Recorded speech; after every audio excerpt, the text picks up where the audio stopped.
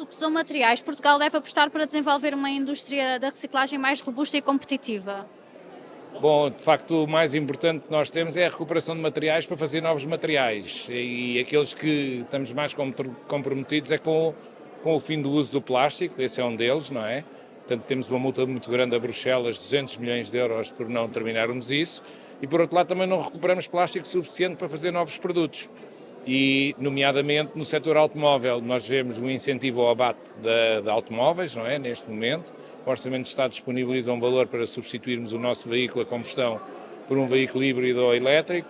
E depois vemos o tratamento de algumas frações do desmantelamento automóvel, que são 100 mil automóveis por ano, que acabam por não ser tratadas e são abandonadas, algumas delas até resultam em incêndios, como vimos este verão, enormes, com plásticos a arder, e de facto é aí que eu acho que se deve investir.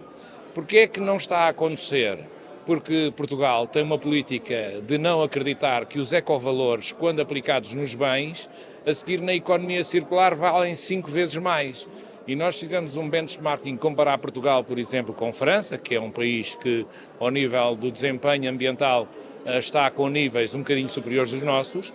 Tem de ecovalores uma relação por habitante. Nós aqui pagamos de ecovalores totais 15 euros por ano, entre as embalagens, os pneus, os equipamentos eletrónicos. Por habitante, avolumamos esse montante anualmente, 15 euros, quer dizer que dá 150 milhões de euros de ecovalores por ano, e em França são 40 euros por habitante. Lá, embora já tenham mais dois fluxos, os monos e os têxteis, mas vemos que é com os ecovalores que nós conseguimos dinamizar e a seguir é com certificação, controle e acreditação dos operadores e verificação do tratamento. Nós sabemos que muitos dos fluxos têm histórias tristes para contar, exatamente por não serem bem tratados ou por haver até adulteração de tratamento. E as nossas metas ficam comprometidas. Outro aspecto que eu acho muito importante é a questão do denominador, são as quantidades declaradas aos sistemas. E nós temos a perfeita noção que, por exemplo, nas embalagens, o comércio digital tem muito pouco declarado na geração de resíduos e no pagamento dos ecovalores para serem tratados.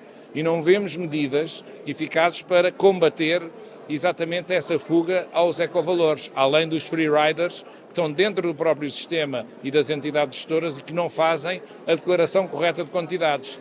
No momento em que nós declaramos ESG em todas as entidades, responsabilidade ambiental, social e governance, com muitos auditores a entrarem no setor, eu só espero que o ambiente não venha a ser aquilo que aconteceu na banca há uns anos atrás. A ausência de controle, a ausência de KPIs e depois no final andamos a discutir que precisamos mais aterros. E é esta a não economia circular. De facto, há muitos materiais que devem de ser aproveitados para refazer os novos bens. Dou-lhe um exemplo, as garrafas de PET, já importamos 13% de PET para cumprir os 30% de reciclagem obrigatória e incorporação nas novas garrafas. Na indústria automóvel, então, é um disparate. Os polímeros que importamos e não aproveitamos os veículos em fim de vida para recuperar esses polímeros. E há mais setores com certeza que muito se pode fazer para cumprir o Green Deal que aparece sempre nos nossos discursos e que a Europa apostou que o seu crescimento seria o crescimento verde e Portugal não vai nesse caminho. Já enumerou aqui alguns, mas quais são as principais preocupações das empresas que atuam neste setor? Quais são as condicionantes que limitam mais a vossa atividade? Um dos aspectos, por exemplo, que dou é o licenciamento. E nós, por exemplo, na região centro de Portugal, na CCDR Centro, temos 400 licenças em espera para o setor do ambiente e da indústria em geral. E, de facto, há uma morosidade no processo de licenciamento, quer na renovação de licenças ambientais, quer na licença de abrir uma nova indústria. Aliás, eu costumo dizer que é mais fácil abrir uma nova indústria, porque tem mais oportunidade, do que renovar uma licença ambiental. É um constrangimento burocrático, independentemente do Simplex em vigor. Outro dos aspectos que eu acho que também é muito importante e que é com expectativa que vejo que estas licenças com ciclos de vida nas entidades gestoras de 10 anos e que faziam concursos anuais e agora fazem concursos com mais longevidade, nomeadamente nos equipamentos elétricos e eletrónicos. E aí o investidor poderá fazer mais esforço, mais investimento, porque terá a garantia de ter um contrato por mais tempo para a prestação de serviços em causa. E é a estabilidade de relações e é essencialmente também o acompanhamento destes fluxos. não ser anualmente num fórum resíduos, não ser anualmente num relatório de gestão, mas haver uma relação direta entre operadores, entidades gestoras, autoridades, num fórum próprio, que trimestralmente vão acompanhando as metas, não é depois chegarmos aqui e contarmos uma história anual ou ao fim de 20 anos comemorarmos o fim dos aterros, que é aquilo que estamos a fazer, é emitir as medalhas do fim dos aterros, podemos fazer mais. Também já referiu aqui alguns nesta nossa conversa, mas que incentivos fazem falta para alavancar o setor? O incentivo principal é o ecovalor, é um deles, porque como lhe disse, o ecovalor, se for, quando em Portugal se paga 1 euro/tonelada para reciclar um carro e que tem lá alguns metais que valem, veja como é que comparado com outros países pode reciclar todas as frações e aquelas que têm custo, por exemplo no automóvel.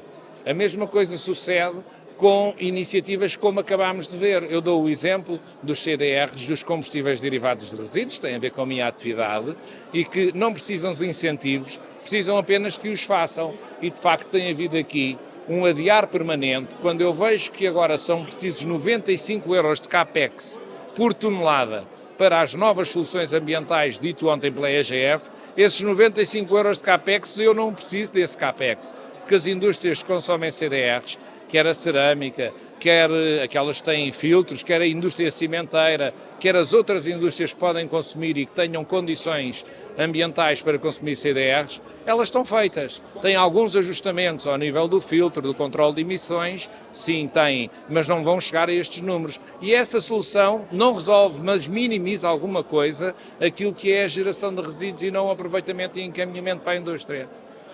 E continuo a acreditar que a TGR é um instrumento parafiscal, que a sua subida tem vindo a alterar comportamento, que a sua aplicação devia de ser induzida ao sistema e ao investimento no setor, e não só o financiamento público, pura e simplesmente, e não o retorno para reinvestir ou incentivar o cumprimento de metas, mas a TGR é uma das medidas parafiscais mais eficientes que está à vista de todos os países da Europa. Quanto mais alta ela se tornou, mais eficientes os países se tornaram. Ao ponto que depois nem existia cobrança quase, porque não há nada a cobrar, já não há aterro, não se cobra nada de taxa de aterro.